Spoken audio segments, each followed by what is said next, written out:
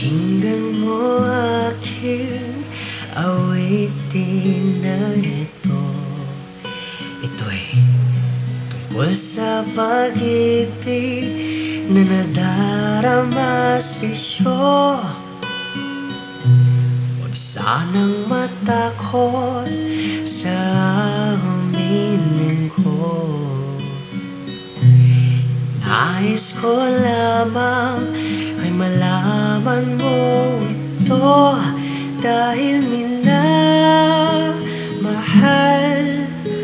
kita ng lubusan. Ikaw lang at wala nang iba pa.